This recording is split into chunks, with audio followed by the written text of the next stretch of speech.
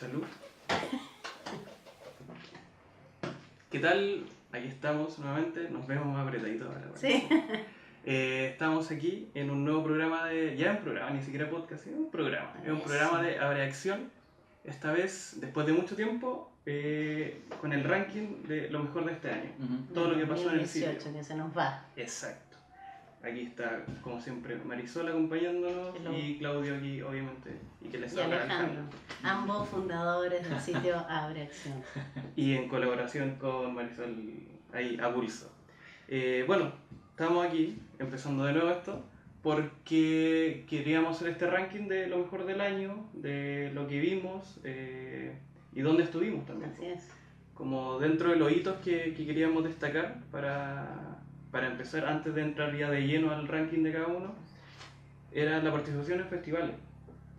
Como lo comentábamos, estuvimos en el FEMCINE, estoy haciendo un recuento ya desde principio de año hasta ahora. FEMCINE que fue en marzo más o menos. El Festival de Cine de Mujeres. Exacto, primera vez que estábamos ahí, el año pasado no estuvimos, por tu invitación también de participar en ello, que estuvo bien bueno, bien movido, harta participación de Mucho público. De público, sí, Sí, tuvo harta convocatoria, me acuerdo. FEMCINE se ha consolidado como un espacio, yo diría una comunidad cinéfila en torno a las películas hechas por mujeres o con protagonistas mujeres, a propósito de la revolución feminista de este año. Sí, está... Pero llevan 7 u 8 versiones ya, y mucho público en las salas. Creo que caía de cajón ir este año a FEMCINE, así que estuvo bien bueno. Y de ahí nos saltamos a abril, porque estuvimos, nos pegamos el salto, los patúos, y nos pegamos un salto internacional, y fuimos a Bafisi, fuimos al Festival de Cine de Buenos Aires, donde también nos tocamos ahí con Marisol, y es otra cosa. Fue una experiencia Otra increíble. cosa. Sí, vimos, ¿sabes? Películas que todavía ni llegan acá, películas de Irán, es un festival de lleno, grande, consolidado, una ciudad que es Buenos Aires, que está igual en torno al festival. Hay una organización muy bien desarrollada para el público, para el espectador, para que pueda disfrutar las películas, para que sepa dónde moverse, te entregan servicios en torno a eso, entonces... Y era la versión número 20 además de este festival. Sí. ¿Tiráis el dato de la ganadora que va a estar ahora o no? ¿O lo guardáis para...? No, yo creo que una gran exhibición del Bafisi fue las 3 partes de la película monumental, maratónica de Mariano Ginás, que se llama La Flor, que dura 14 horas en total, y la vamos a poder ver en enero ya, en el contexto del Festival de Teatro Emil, que va a estar en la Cineteca, y viene Mariano Ginás, así es que eso va a estar interesante, es un buen dato. Ahí... Y no se hace tan pesado porque se ve primero una, después otro día otra y la tercera parte, pero es una película que lo que tiene en común son las 4 protagonistas que son actrices, miembros de un grupo de teatro que se llama Lava y que hacen distintos personajes, son 3 partes, 14 horas, 6 historias, algunas empiezan, otras terminan, otras no terminan, y es una libertad creativa de Mariano Ginás que se demoró 5 años en hacer la película. Así que atentos en enero para que la veamos acá. Era algo como bien esperado dentro de la cinematografía argentina. Me acuerdo que lo venían siguiendo, haciendo entrevistas sobre la película y hartas entrevistas de él durante el rodaje en YouTube de eso. Como muy parecido a lo de Sama, como esas películas como se está esperando qué está haciendo esta persona. Y de ahí nos saltamos a otro hito que también tuvimos este año, fuera un poco de los festivales, para hacer un paréntesis. Tuvimos una entrevista en el diario El Ciudadano, a quien mandamos un saludo, está ahí aguantando todavía. Por cosas de la vida nos topamos con el que nos entrevistó y tenía relaciones escolares conmigo y terminamos en una entrevista... El conversista. El conversista, Qué ¿verdad? bien, excelente. Bien bueno, una buena vitrina, pudimos hablar, sirvió también para darnos cuenta nosotros todo lo que habíamos avanzado en este tiempo. Así que un saludo y un agradecimiento, y la entrevista todavía está online, creo que está en nuestro Facebook todavía, está ahí guarda para que la revisen. estuvo bien, bien entretenido, bien conversado. Y de ahí, ¿qué más teníamos? Sanfic, yo creo que fue bien interesante. Otro festival de Claudio. Sanfic, Fue sí, bien interesante la propuesta de Sanfic, pudimos cubrirla al igual que el año pasado. sí. Nos pareció muy interesante a propósito de tu trabajo también, como mucho Sí. más exhaustivo y mucho más implicado con el festival y con sus pormenores, así que creo que fue un festival que nuevamente tuvo una oferta súper nutrida, nos contactó con otras películas que estuvieron circulando en festivales, así que nos pareció como un punto importante durante el año. Claro, es de los festivales obligatorios de cualquier cinéfilo de acá de Chile asistir a ese junto con Valdivia. Son como los dos festivales donde hay que estar, hay que ir.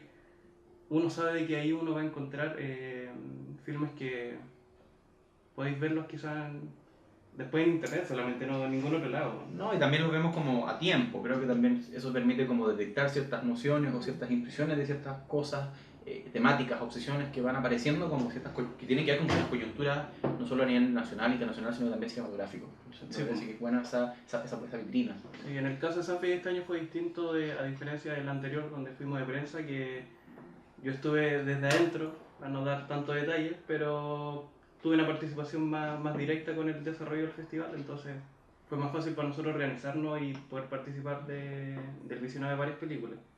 Y otro hito distinto que tuvimos, a diferencia del festival anterior de Valdivia, fue que esta vez no fui yo, fue Claudio en representación directa de Proyección. Tú también estuviste en Valdivia, pero hicimos un formato distinto del festival. Queríamos hacer una jugada diferente, probar con algo distinto de las coberturas de los festivales, un tanto más de crónica, porque los festivales tienen una cuestión que también es vivencial fuera de las películas, fuera de las salas. Y queríamos transmitir un poco eso, entonces yo creo que se logró súper bien con el trabajo que hiciste. Y en lo personal me gustó, no sé si es algo que vayamos a trabajar de nuevo, en tu caso como... Vamos a ver, como cronista. ¿Qué nos depara el destino? Como el Thompson aquí, Hunter Thompson. ¿Qué nos depara el 2019? Pero fue un hito súper bueno, no sé cómo... Sí, también hicimos también hicimos una un video, síntesis. una síntesis in situ, ahí en el campus de la Universidad Austral, que además es bellísimo, donde hicimos un recuento de lo que nos había llamado más la atención durante el festival, que además era la edición 25ª. Y acuérdate que en Bafisi, en Buenos Aires, además hicimos una entrevista a unas jóvenes realizadoras, que también está en nuestro canal de YouTube, sobre una película muy... que eran de estas cabras que eran muy jóvenes, tenían en promedio 25 años. Era un proyecto título. Ama y haz lo que quieras. Sí. Muy interesante, que a mí me marcó mucho porque le seguí la pista durante todo el año a este trabajo principalmente de mujeres realizadoras, documentalistas, que recuperaron archivos, después en mi ranking voy a hablar de eso también, archivos personales que les permiten hacer películas muy íntimas, pero también algunas con alguna vinculación también con temas más políticos o de contexto social, así es que Bafisi marca Chuta, que hicimos cuestiones. Sí, ahora me estoy acordando que había harto, no me acordaba de la entrevista, ¿verdad? Sí, qué buena. ¿Cómo olvidar a la señora que nos interrumpió y que se cruzó por la cámara en el café? Nunca la olvidaremos. Bueno. Y bueno, y después cerramos de temas festivales con Fidox. Fue de lo último de los festivales. Sí. También, como el año pasado estuvimos ahí, vimos un par de películas. Se agradece a Morales también, que hace la gestión ahí para que estemos. Y otro hito, además de eso, como la entrevista que tuvimos con el ciudadano, fue una charla que surgió en el Duoc, dentro de un contexto que se llama YouTubeízate, que es temas de nuevos formatos online y digitales para la creación de contenido. Y ahí nos invitaron, porque yo soy de la escuela del Duoc, me invitaron a hacer una charla sobre cómo vive hoy el cine con las nuevas plataformas y en específico con los smartphones. Entonces ahí estuve hablando un poco de el cine que se hace a través de smartphones, como la conocida Tangerine de Chan Parker o la última de Soderbergh que se llama On Scene, que también se hizo con un iPhone.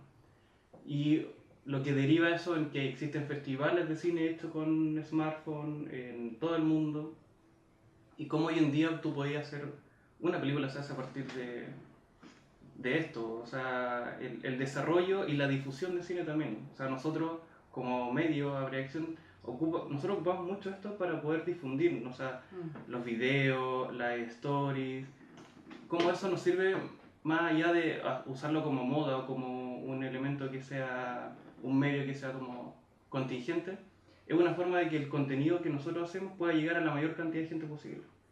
Entonces fue algo súper importante también para nosotros. Así es.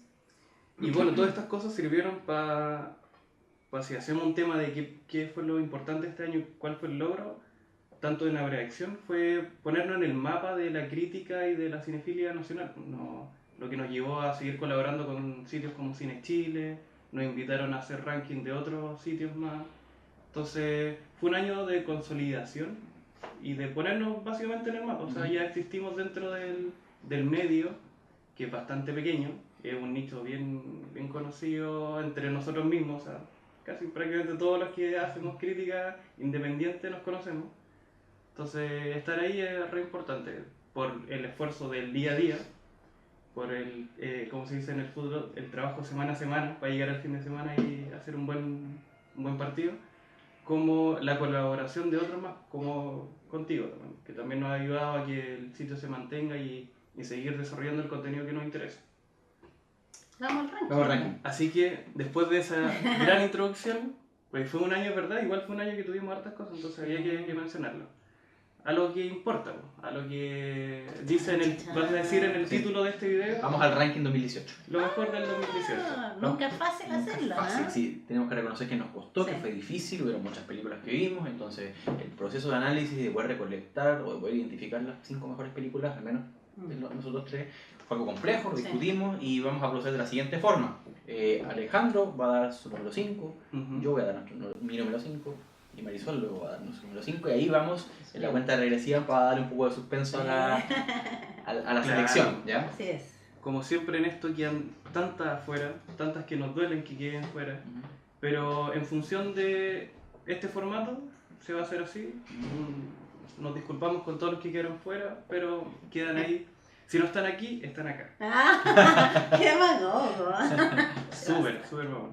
Ya. Partamos con la número 5. Número 5, que vamos a hacer comentarios bien breves para hacer esto mucho más rápido en función de la vida, El tiempo. del tiempo en general. Así que yo me voy a tirar con la número 5, que está dentro de una plataforma que reinó este año, que prácticamente, si hablamos de cine, este año vive ahí, prácticamente está viviendo ahí. Dentro de todos los rankings siempre va a haber algo de esa plataforma, que es Netflix en este caso, y una que es quizás uno de los hitos para mí del cine de este año, fue la realización, entre comillas, y restauración y finalmente exhibición de The Other Side of the Wind, la película inconclusa de Orson Welles, que probablemente no sea muy entendida, sea muy compleja, no se sepa bien de qué específicamente es, o que no se sepa bien cuál era el fin que quería hacer Orson Welles con esta película, pero que exista y que la podamos ver, que la pude ver en mi casa, ya es un hito, y para mí tiene que estar en mi ranking sí o sí. Así que, y para el que no la haya visto, por favor, Véanla. véala. Junto con el documental, además, que Que viene explica ahí, bastante. seguidito. Ahí termina y empieza el tiro, me amarán cuando esté muerto, Sí, algo así. algo así. Notable. Bellísima, es bien emocionante al final de ese documental, Sí. ¿no es cierto? Yo deseo The Wind de Orson Welles. De Orson Welles. Ese es mi número 5. ¿Qué tal por allá? Mira, yo también, a propósito de lo que tú estás mencionando, también mi número 5 tiene que ver con una película que sería en formato streaming. En ese sentido, yo reconozco que, al menos para mí, la selección de mi 5 es bien intuitiva, ¿no? Me puse a pensar y fueron las que se me vinieron a la cabeza y probablemente ese sea un criterio para seleccionar las 5 mejores. En ese sentido, yo selecciono nuevamente una película de la plataforma Netflix, en este caso Aniquilación, de Alex Garland, ¿cierto? Protagonizada por Natalie Portman. Esta película de ciencia ficción, ¿cierto? Que fue estrenada durante el primer semestre del año, ¿ya? Sí. Me parece una película bien interesante que habla sobre una bióloga, sobre sobre 4 mujeres que padecieron, ¿cierto? Ciertos duelos o atraviesan ciertas situaciones problemáticas, y un poco es el tránsito de cómo estas personas se van encontrando con un contexto, ¿cierto? muy de ciencia ficción, pero que habla también de sus propios traumas. Creo que Aniquilación es una película lograda, depurada, interesante, original y que actualiza o coloca ciertos elementos del género de ciencia ficción un poco para hablar de otros personales. Me pareció que, y también para hacer una especie de retrato o cronología de la autodestrucción. Me pareció como una bonita metáfora, una bonita alegoría y súper lograda desde la ciencia ficción, un poco de los males personales que todos tenemos dentro. Entonces mi quinto lugar es Aniquilación de Alex Garland, que también fue director de Ex Machina, ¿cierto? Hace un par de años atrás. Quinto lugar. Yo este año me enfoqué principalmente al cine argentino, mucho cine argentino y latinoamericano. Así es que varias de las películas que elegí están en esa categoría y la mayoría no se han visto acá, sino que se han visto solo en festivales. Pero que se pueden ver por ahí. Necesario identificarlas también. A propósito de Netflix, que conversábamos, El moto arrebatador de Agustín Toscano, una película argentina sobre la figura del moto chorro, por así decirlo, que son aquellos delincuentes que roban arriba de una motocicleta. Él establece un vínculo muy interesante con la persona de la tercera edad a la que le roba la cartera y que arrastra por el suelo, y luego se genera ahí una relación en que él se sigue vinculando con ella cuando la deja en el hospital de las heridas que ha sufrido. Y entonces es interesante la figura, cómo ver a este delincuente con otros ojos, con un ojo social, con un ojo de los vínculos que puede generar más allá del delito. Creo que además es importante porque es un cine argentino que se produce en la provincia, en Tucumán, y no en el centro, y ahí en la provincia, sobre todo también en Córdoba, están pasando hartas cosas. Viene un enfoque muy, muy especial del cine argentino que este año yo creo que fue para mí el gran ganador y está en todos mis rankings. Así es que El moto arrebatador de Agustín Toscano, Argentina. Buenísimo. Vamos a la 4. Vamos a la 4. Número 4. Una bien nuevecita que vi hace poco, que de hecho está la reseña, fue mi última reseña en Habrá Acción, de un tipo siempre polémico, todas esas cuñas periodísticas que son como el diferente, el que no deja indiferente a nadie. Bueno, una película que probablemente no sea para todos, por lo mismo hay que verla. Que es La casa que construyó Jack, The House of Jack, Built, de Lars von Trier. Sigue en salas de cine, probablemente cuando salga esto va a seguir en salas. Y en algún otro sistema de visualización online. Como digo, de Lars von Trier, una película muy violenta, muy excesiva en su forma de dar los mensajes, pero que tiene una lectura, que por lo menos le quise dar yo, muy política de la situación actual, sobre todo de Estados Unidos, y de este naciente, se podría decir, que habla mucho de extrema derecha que está surgiendo en el mundo, y es una buena lectura sobre ese aspecto que está surgiendo en general. Me encantan esas películas, así que sí o sí iba a estar en mi ranking. Vamos por la número 4. Vamos por la número 4 por acá. Bueno, yo como cuarto lugar decidí ya colocar dentro de mi ranking a Desobediencia. Disobedience de Sebastián Lelio. ¿Ya? Me pareció que fue una película que nos sorprendió nuevamente durante la primera parte del año. Película dirigida por un director chileno, reciente ganador del Oscar, que trabajó con Rachel Weisz y Rachel McAdams, ¿cierto? En el retrato o en la historia, ¿cierto? Una historia con ribetes lésbicos dentro de una comunidad judía ortodoxa en justamente Gran Bretaña.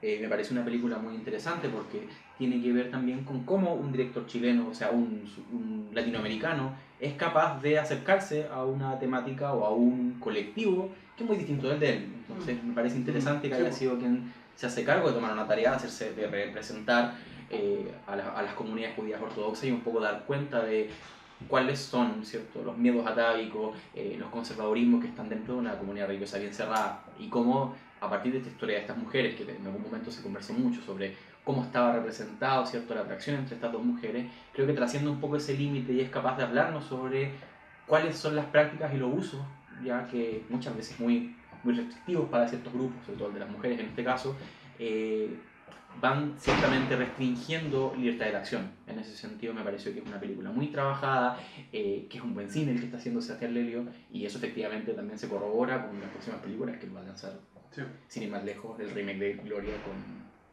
protagonizada por Ay, ¿cómo se llama? Julianne Moore, justamente. Cuarto lugar, desobediencia Sebastián Lelio. Buenísimo, buenísimo. Yo voy a compartir el cuarto lugar con dos películas de mujeres, ambas documentales, en esta línea que les comentaba de cómo mujeres recogen en fan footage el material encontrado, que en este caso, en el caso de Agustina Comedi, cordobesa, una joven de apenas 31 años que tuve la oportunidad de entrevistar también, en Docs Barcelona Valparaíso, se exhibió El silencio es un cuerpo que cae, que es un documental bellísimo, realmente muy valiente, porque ella recupera todos los VHS de ella misma cuando era pequeña y su padre la grababa todo el rato. Estamos hablando de generaciones que han tenido la posibilidad de contar con ese material de archivo y le da un uso de verdad valiente porque ella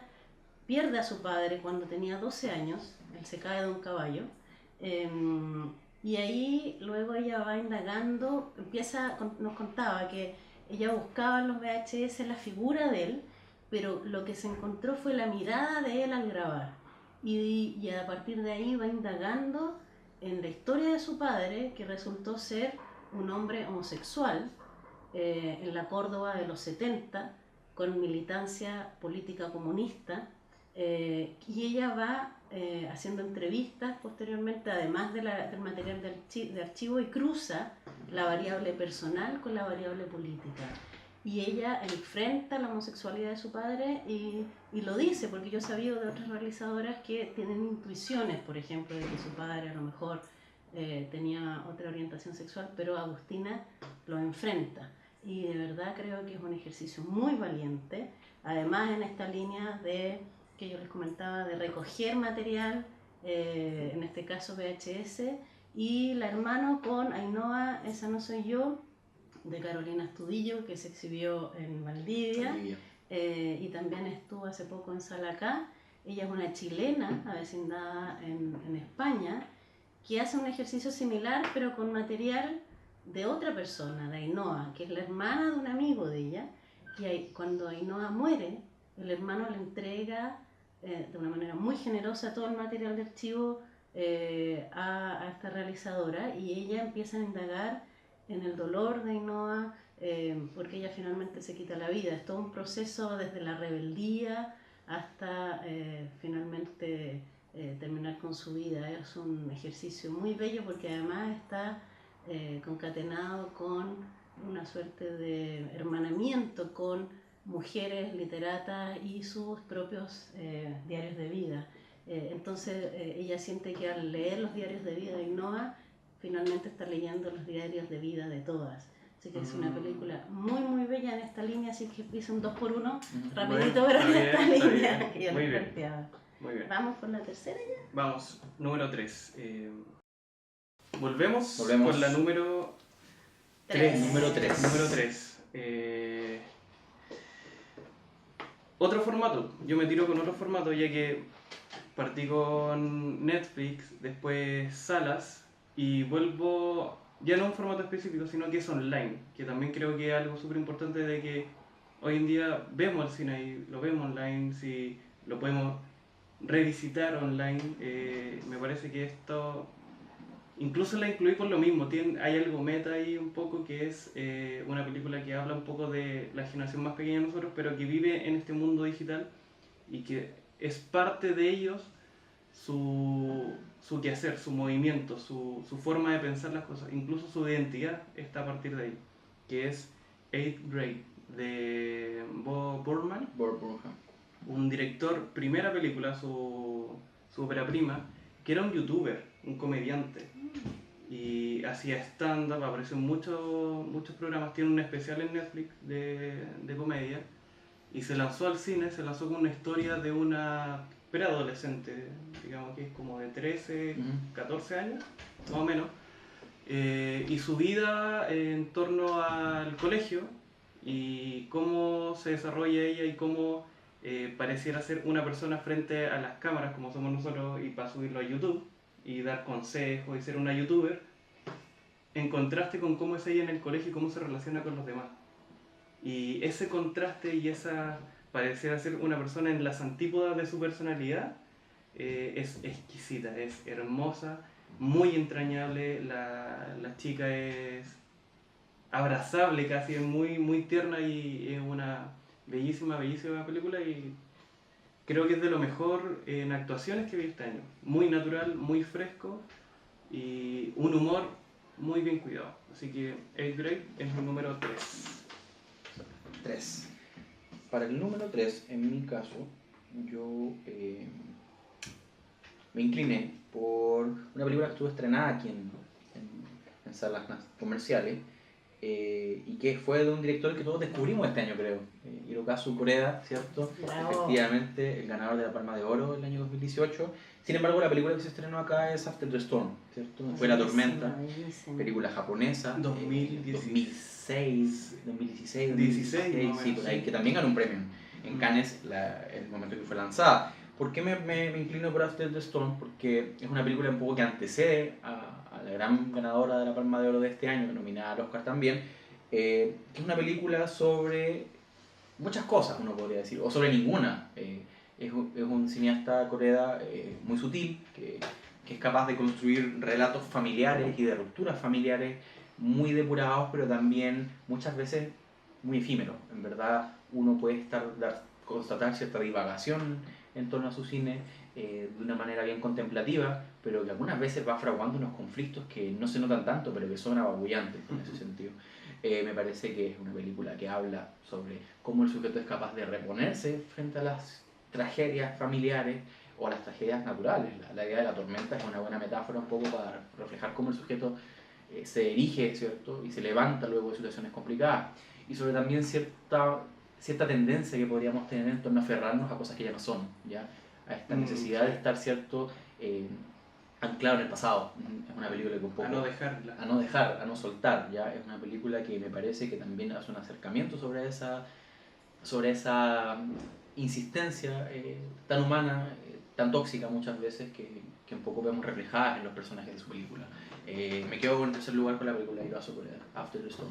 Yo coincido totalmente con el descubrimiento de este director, que en Sanfec pudimos ver justamente Shoplifter, donde ahí un grupo familiar, pero el énfasis del director siempre está en la familia. Sí, En el caso de la familia, sí. de Los ladrones de tienda, es una familia no por vínculos sanguíneos, sino afectivos. Y en el caso de la tormenta, después de La Tormenta, es justamente una pareja que ya está divorciada. Y hace poco vimos Mi hermana menor, del mismo director, que está en salas y que es de hace un par de años, pero yo siento que el haber visto primero esta obra de arte que está postulando al Oscar para Mejor Película Extranjera y que estuvo en Sanfec, nos genera que la vara estaba muy alta, y a mí me pasó que La hermana menor me dejó... Fue la hermana menor, la hermana menor de las películas de Pero Koreeda. es un gran realizador. Gran contador de historias. Que lleva mucho bellísimo. tiempo. Sí. Yo siempre me acuerdo que lo comentábamos cuando hablábamos de Shoplifter. Yo había visto, cuando yo estaba en el colegio, vi una película de él, ¿En serio? como en los 90, se llama Afterlife. Ay, no la caché. Y es una película del 96, 95. ¿No? Y Wow. tiene una carrera muy, muy grande que es extraño como descubrirlo ahora, como si fuese un director... Tiene 8 películas antes en el fondo. Tiene Sí. 20, muchos más, pero se agradece haber descubierto a alguien así. Número 3. Número 3. Número 3, Chile. La Casa Lobo, de Joaquín Cosiña y Cristóbal León. Para mí, lejos, es la mejor película chilena, porque es una animación en stop motion que les tomó 5 años a los realizadores, que sobre todo yo diría que el gran mérito es la libertad creativa. Ellos son parte de un colectivo junto a Nail Satala, que hizo Rey el año pasado, y habían hecho un par de cortos, Lucía y Luis, en esta misma técnica, que de verdad es una locura. En un departamento llenaban de carbón, de distintas materialidades, y hacían sus cortometrajes, y en este caso La Casa Lobo Se trata de una niña, María, que escapa de la colonia Dignidad en busca de su salvación y se adentra en el bosque y ahí entra a esta casa que finalmente la va atrapando. Pero lo más interesante es que está contada como si los realizadores hubieran sido contratados por Paul Schaeffer para promocionar la película. Es una jugarreta muy loca que además tuvo un modus operandi muy especial en que los dos jóvenes realizadores fueron proponiendo a distintos museos del mundo, en Holanda, en Argentina, en México, en Chile, en vez de exposiciones puestas en escena, por así decirlo, en que eran ellos con una pequeña casa, iban interviniendo esa casa durante la exposición. Entonces lo que finalmente ocurrió es que la Casa Lobo se grabó en distintos museos del mundo, pero con esta casa, yo no sé si fueron a la exposición en el GAM, que realmente es alucinante. Había muestras de partes de la película, material que no quedó en la película porque el nivel de experimentación es enorme y todo con material que se va perdiendo, muchas winchas, ¿cómo se llaman estas winchas aisladoras? María, su cuerpo está hecho de wincha aisladora y en esa exposición también había una casa donde uno se podía meter con distintos recovecos como si fuera la Casa Lobo. Entonces realmente creo que fueron muy innovadores, mucho trabajo, pero a la vez usaron una fórmula muy artística. Ellos son realizadores artísticos, son artistas. Entonces, y además lanzaron un libro recientemente, creo esta semana. Ay, bueno. Y esta película ha sido bien premiada y es realmente alucinante. Así es que La Casa Lobo es mi número 3. Buenísimo. Ahí es la primera chilena que aparece en el ranking, ¿no? Sí. ¿Sí? Bueno, Dray Martina, yo creo que también una comedia que hemos comentado en otro Hay momento. que mencionarla ahí. Muy interesante también, una película de Che Sandoval, la tercera, que por primera vez tiene una protagonista mujer, una cantante venida menos en Argentina, que se la juega buscando la emoción sexual en un joven chileno. Pero lo interesante es esta cultura, ¿no? Cultura chilena, argentina. Yo la vi en Bafisi, en Bafisi, Sí, la vimos en Bafisi, allá en Buenos Aires, y las carcajadas eran enormes, y aquí en Santiago la misma situación, tiene muchos guiños a esta cosa que es el propio Che Sandoval viviendo allá y acá, y las dos culturas imbricadas, así que también una mención para Dray Martina en comedia. Estuvo bien bueno el cine chileno este año también.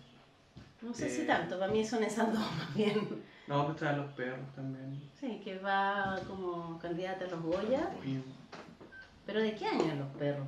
Es del 2017, yo diría, o 2016, no sé. No lo sé. Que entra dentro de este año. Pero bueno, vamos ya en tierra derecha, estamos cerrando. Vamos con la número 2. Bueno, yo sigo con lo online porque la vida no me dio mucho para meterme en la sala, porque tampoco tenía muchas motivaciones para ir a las salas, que también me pasó eso. No sé si fue un año muy bueno del cine en salas, de asistir a la sala, de decir esto quería ver o esto es imperdible. Hay cosas así que son de blockbuster, pero cosas que a esta altura como que ya no me motivan. Me estaba acordando de que revisé el Instagram para atrás del principio y por ejemplo este año fue Infinity War y era como ya, y ahí quedó. Y por eso quiero destacar una que, a propósito de otra película que la vimos hace poco, que también fue de Sanfic, que tuvo su estreno creo en sala, que es de Blacksman, la de Spike Lee, que ganó mejor dirección en Cannes, si no me equivoco, mejor dirección. El infiltrado del clan. El infiltrado del clan. Bueno, esta sale a competir en la misma categoría, en hablar desde esa posición, desde los problemas raciales que tiene Estados Unidos, pero lo hace con un tono, lo hace con un estilo divertido, muy innovador, muy rápido, muy divertido. Y creo que se posiciona mucho más fuerte en ese discurso que la de Spike Lee, porque la de Spike Lee es algo muy personal y termina siendo un ensayo. Sobre todo al final de la película uno entiende de que la historia era para ese ensayo final que hace Spike Lee. Bueno, Sorry to Bother You, como perdona por molestarte, busca lo mismo, busca hablarte de que cómo la comunidad afroamericana en Estados Unidos tiene que adaptarse para poder sobrevivir. Incluso la parodia es que es un tipo que trabaja en un call center, un afroamericano, que para poder subir en el puesto tiene que hablar como blanco. Y el juego es que él está hablando muy normal, muy nigga y todo, y de repente interviene en la voz y habla como un blanco, como yo estoy hablando ahora, y le empieza a ir bien, de la nada. ¿Por qué? No se sabe. Y eso empieza a surgir y empiezan otras situaciones, y te das cuenta de que ocupa el humor y usa la sátira para decirte como todo lo que tiene que vivir un afroamericano para poder sobrevivir y existir y poder surgir dentro de una cultura que lo sigue viendo como algo fuera de mi entorno. Sorry to bother you, algo muy, muy rescatable de este año. Vamos en el número 2, ¿cierto? Vamos Número en la 2, dos. sí. Número 2, película que estrenaron en salas comerciales, First Man, de Damien Chazelle, ¿cierto? Película con Ryan Gosling y Claire Foy, de la biopic que se hace de la gesta, ¿cierto?, del hombre en la luna, Neil Armstrong, Neil Armstrong. 1969. Me parece que fue una película que tuvo una distribución bien circunscrita acá en Chile, no se dio en tantas salas, pese a que venía anunciada, ¿cierto?, por todos los pergaminos del director. A mí me parece una buena película porque siento que es una película muy antinarrativa, tiene muchas... se detiene mucho en toda la logística o en todo la materialidad de estar dentro, ¿cierto?, de un trozo de metal, ¿cierto?, llegando a un lugar donde no hay nada. Es una película que se detiene en los detalles, que se detiene en la maquinería, ¿cierto? Se mete en el proceso ingenieril del viaje a la luna, más allá de las, ¿cierto?, épicas grandilocuentes que nos habían contado una historia, ¿cierto?, de heroísmo, salvación y americanismo. En ese sentido, esta película abandona un poco esos tópicos por maleados, por manoseados y por repetidos, y nos instala dentro del drama personal. Tengo la sensación de que First Man es ante todo una película de duelo, un requiem que hace Damien Chazelle, representado en la figura de Neil Armstrong, que abandona todos los lugares comunes que hemos conocido en torno a la gesta, ¿cierto?, del hombre en la luna. Por todo eso, y por ser una película mínima, por ser una película quitada de bulla, que habla de un tema muy grande, pero que el tema central está escondido dentro de esa gesta, para mí es el número 2 porque es una gran película.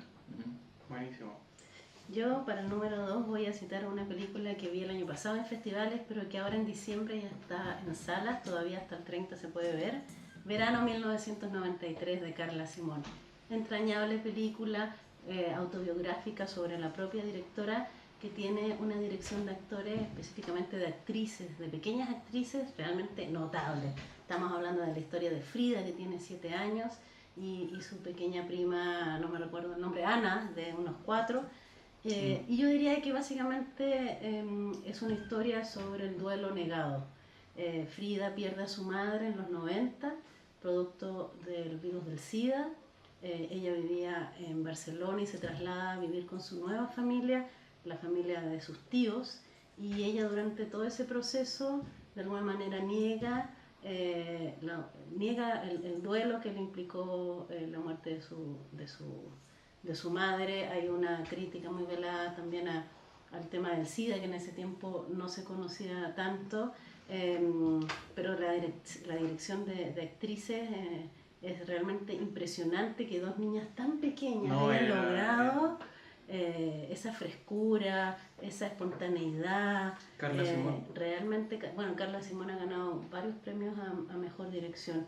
Y a propósito del SIDA, ¿cómo se llamaba esta película que también vimos este año, una francesa? 120 revoluciones por minuto. 120 revoluciones por Robin minuto. Campillo. Una gran película también, sobre todo por la temática, a propósito de cómo en Chile ha aumentado notoriamente el contagio por el VIH, sobre todo en el segmento juvenil de 15 a 25 años. Sí. Entonces, creo que sirve hacer la reflexión en torno a estas 2 películas, especialmente Verano 1993. Si tienen la oportunidad de verla, vayan a las salas. Yo ahí difiero contigo, lo vamos a conversar después, pero la experiencia de la sala para mí sigue siendo otra cosa. Está ahí, hay que ir a verla, sobre todo a verano. Una belleza. La número 1. Llegó el momento. Llegó el momento. Les propongo algo en vivo, me decía.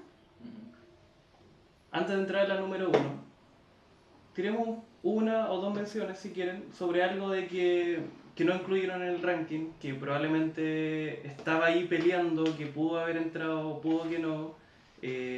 Algo de festival, algo de sala, algo online, algo de Netflix, algo que no alcanzó a entrar acá, pero que merecía estar.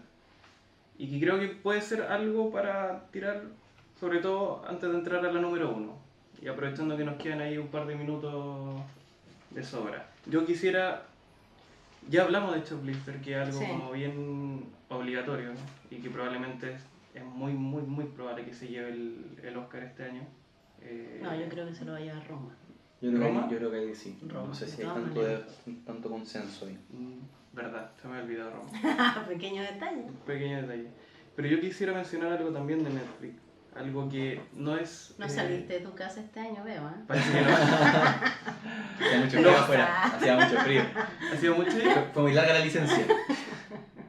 y es mucho más barato. Es mucho más barato.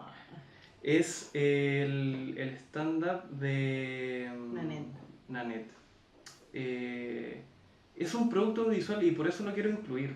Y es algo que sobre todo este año que Netflix se llenó de stand-up, de especiales, de muchos, que volvió el de Chris Rock, están los de, ¿cómo se llama? Dave Chappelle. Yo consumo harto stand-up, entonces dentro de este año también Times sacó un ranking, el New York Times creo que sacó un ranking con los mejores de este año, incluso está el de Jani Dueña, que está dentro de los mejores. Súper.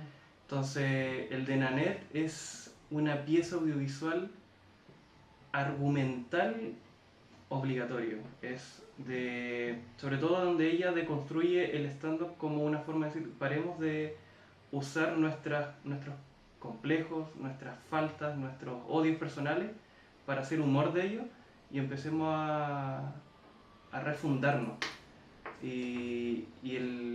Lo que era en un principio humor termina siendo una reflexión sobre nosotros mismos y cómo nos vendemos como discurso frente a los otros, que es lo que plantea un poco ella. El que no lo ha visto, no sé qué está haciendo ahora y que lo vea ahora. Así que esa es mi mención especial. No sé si ustedes tienen alguna que quisieran mencionar. Me quedé pensando en un documental chileno que se estrenó, Venían a buscarme.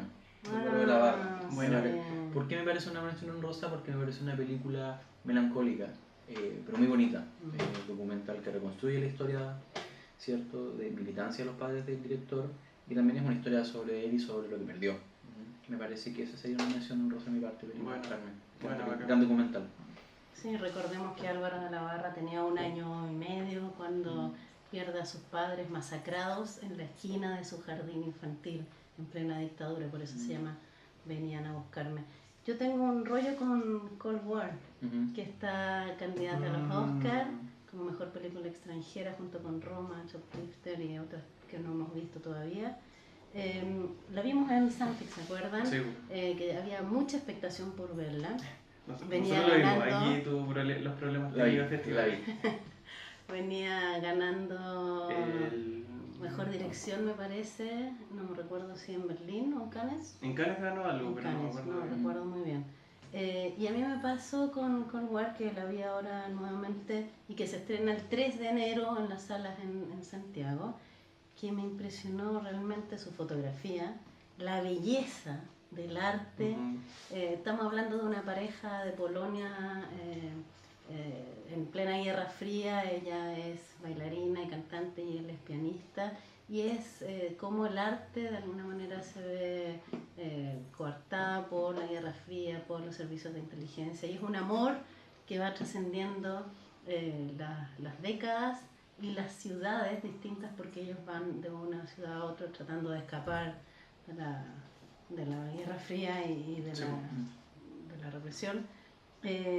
Y creo que es una joya, sobre todo la primera parte, en términos del arte, de esta recuperación que hacen los autores de de las canciones Como la polacas, reconstrucción del campesinas, arte de de los ese tiempo. bailes, Sí. y en un blanco y negro bellísimo. Luego cuando ya están en París, Esos bares, la ciudad. las canciones cantadas en polaco, luego en francés, bellísimas.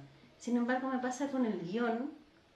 Con el guión me pasó que finalmente no logré creerles que realmente era un amor imposible, y el final me pareció francamente patético. Creo que se cae mal ahí, no sé qué Lo opinan tienen conversamos. ustedes, pero me pasó eso con Condor. De hecho, me acuerdo que lo conversamos Sí. exactamente lo mismo, que me pasó igual. Sentía que era como ya ahí, que donde era para esto, todo este camino, era para este final, que, o sea, no muy spoiler, pero en verdad es No. algo... La Pero película eso parte es muy arriba, muy claro, arriba, claro. entonces va declinando muy fuerte.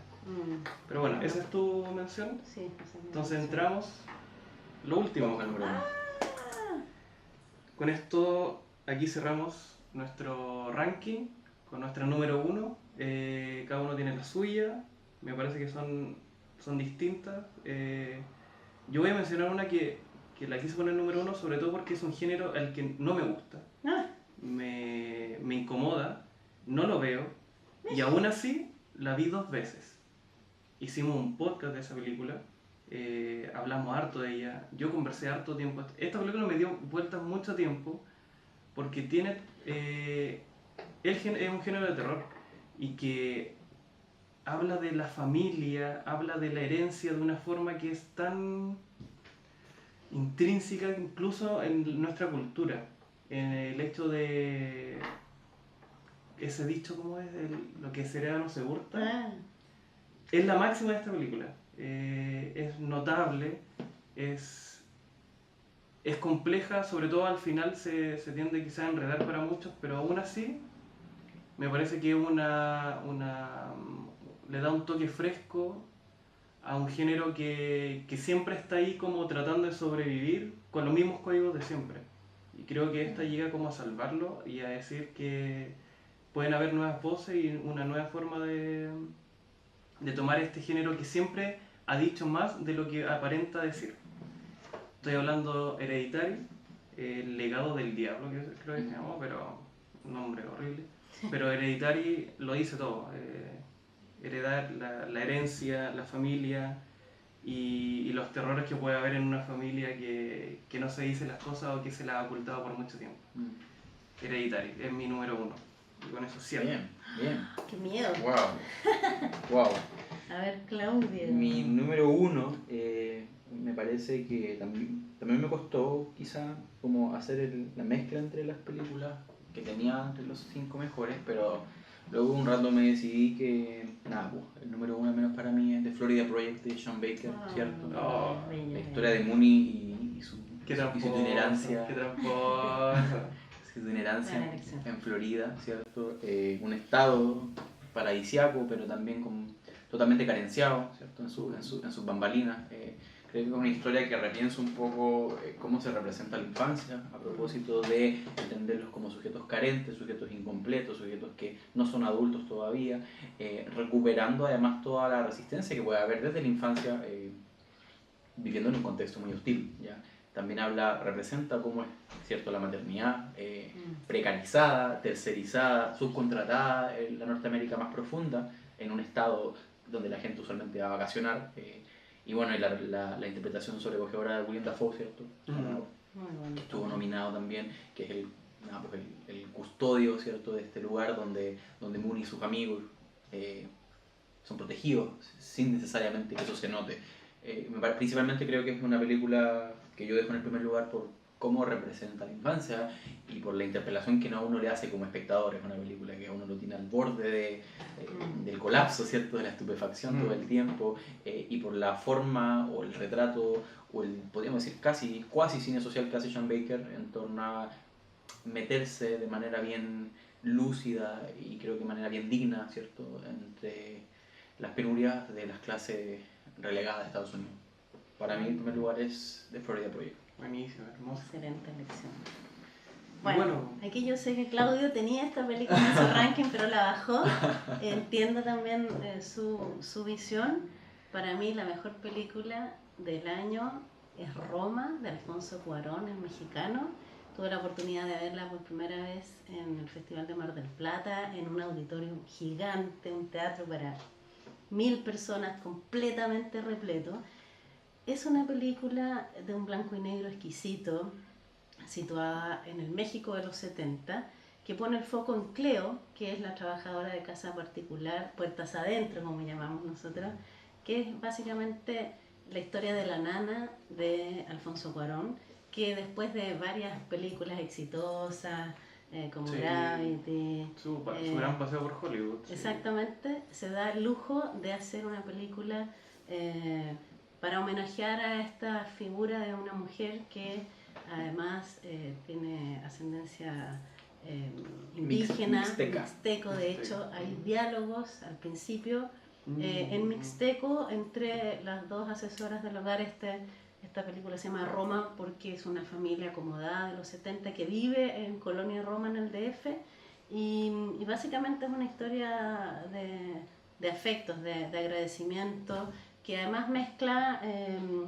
o sea, por una parte es la historia de una mujer que tiene tanta dedicación por una familia que finalmente no es la suya, ¿no? Y además tiene la variable política social porque ocurre en el contexto del llamado halconazo en el 71 o matanza de Corpus Christi, que ocurre en las calles del DF cuando cientos de estudiantes, que esto es un hecho real, cientos de estudiantes que salen a protestar son abatidos por fuerzas guerrilleras, que el presidente de la época se hace el tonto, digamos, y permite esta matanza.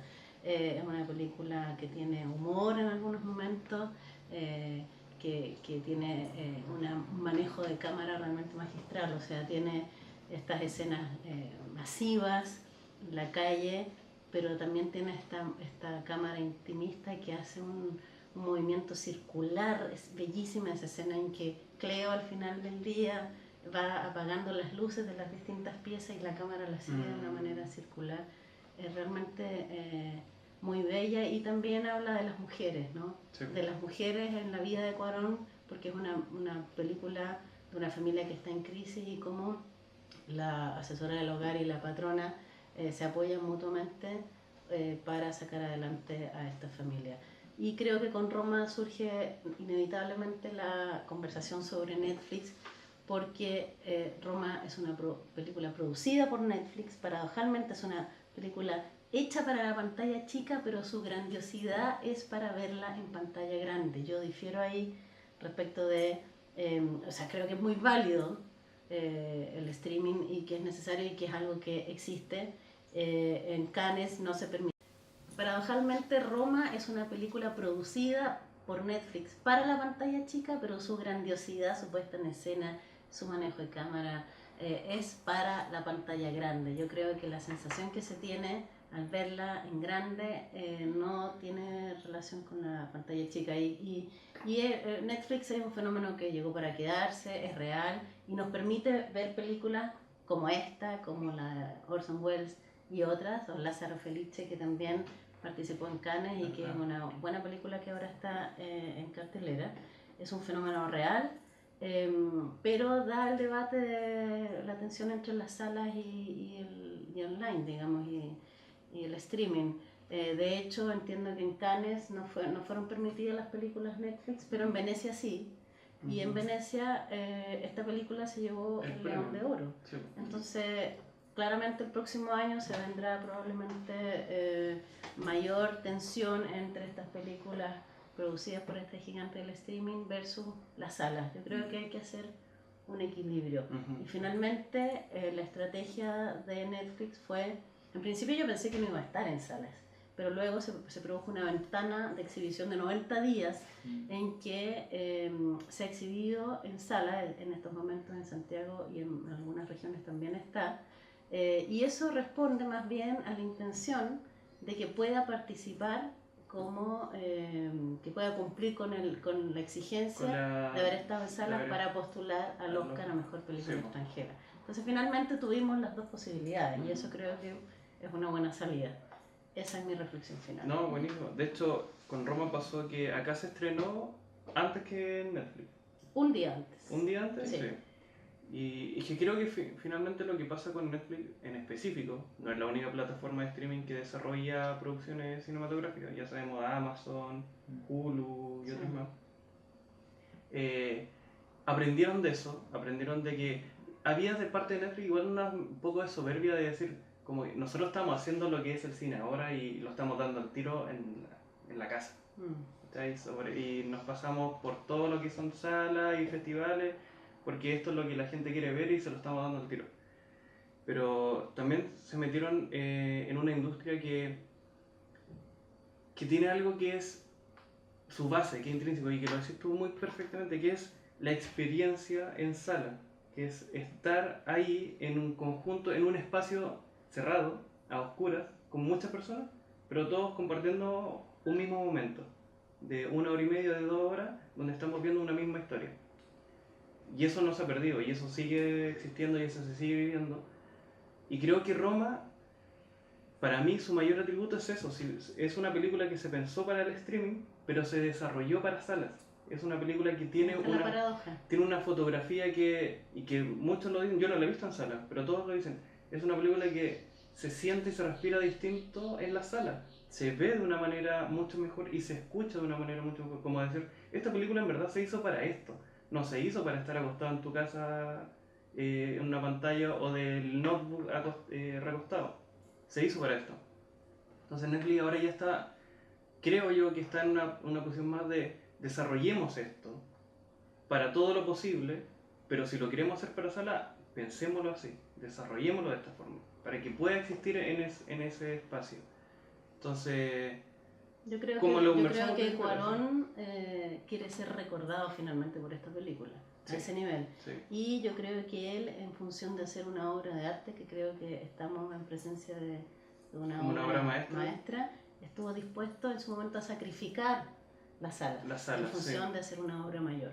Claro. Creo que lo logró y al final además tuvo salida en sala. Porque es una película súper personal, o sea, antes de eso vimos Gravity, Children of Men, hizo una Harry Potter, estaba pasando por una etapa totalmente opuesta de lo personal. Él tiene una autoría en su desarrollo, pero estamos viendo su historia, es algo sobre él y... Que además es una historia muy latinoamericana con la figura, claro. Recordemos que este año fue un año muy especial para las mujeres en general, con los movimientos Me Too y en Chile también, y releva justamente la figura de una mujer indígena que dedica su vida a otros y a otras, a otra familia. Y además es muy interesante porque uno se puede identificar, por ejemplo, con esta cosa muy latinoamericana de la nana cuando escuchaba en la radio las canciones Cebolla, y uno las ve y canta igual. Pero creo que es una gran obra. Yo sé que tú piensas distinto, pero creo que sería interesante. Me parece una buena película. Interesante. ¿Por qué la sacaste? Porque esta cosa es como obligatoriamente de hacerte, como que el autor quisiera obligatoriamente emocionarte, ¿te molesta un poco? No, o sea, más que nada como que le di una vuelta, lo pensé bien y probablemente hay un hechizo ahí de la película. Estamos hechizados. Una interpelación emocional que me parece que es válida. Yo no cuestiono como tampoco quiero que las películas sean ensayos en ese sentido. Entiendo que hay un componente emocional que también es la razón por la que uno se acerca al cine.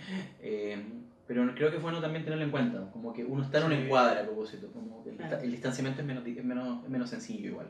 Como que tuviste, abriste la cortina del Mago de Oz y lo viste ahí detrás de la Claro. Pero creo que es una gran película. Sí. Bueno, con eso cerramos nuestro 2018. Harto cine de muchos lados, se fijan, el ranking es súper variado. Y bueno, pues ahora esperar lo que nos deparan, que ya nos queda una semana de este año. Lo que nos depara el 2019. Y claro, por nuestro lado se nos vienen hartas intenciones de hacer cosas distintas, pero siempre en esta trinchera de ver y difundir y pensar y analizar el cine, todo el cine, todo el que se pueda ver y el que se pueda pensar y se pueda analizar y conversar si se puede. Así que nos despedimos. Nos despedimos. Hasta el próximo año y métanse al sitio, sobre todo, lo más importante. Y vayan a la sala. Y vayan a la sala.